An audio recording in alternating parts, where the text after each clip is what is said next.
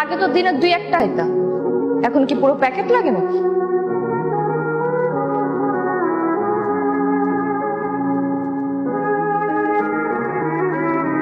এই সিগারেট না আমি কারো বাপের টাকায় খাই না, নিজের টাকায় খাই, তো আবার নিজের বাড়ির ছাদে।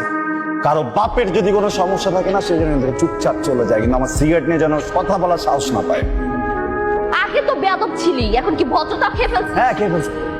আমার পেটে প্রচুর ক্ষুধা, আমি সব খেয়ে ফেলতেছি তাহলে। হ্যাঁ, আগে মনে ছিল না আমি তো জন্মাইছি অবাধ, এটা মনে ছিল না আমি যে একটা বখাটে, এটা জানা নাই।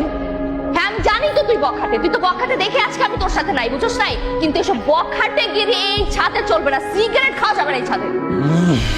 এই এলিয়েন, এই এলিয়েন বলবি না। 100 বার বলবো, 1000 বার বলবো, যতবার মন চায় ততবার তোর এলিয়েন বলবো। Alien alien alien alien alien. আমার বাড়ির ছাদ, আমি গাঞ্জা খাবো, মদ খাবো, সিগারেট খাবো, যা মন চায় তাই খাবো। তোর সিগারেট নিয়ে সমস্যা না, ঠিক আছে, কালকে থেকে সিগারেট খাবো না, কালকে গাঞ্জা খাবো।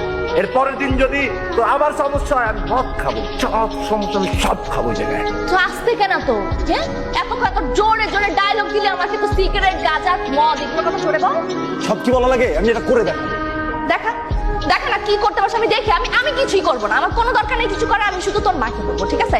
মা বলছি আরো জোরে চিল্লা, শোনা যাইতেছে। মা! মা! আরো জোরে চিল্লা, আরো জোরে চিল্লা, আরো জোরে চিল্লা, জোরে চিল্লা, জোরে জোরে। আমি ডাকতেছি ফালতু।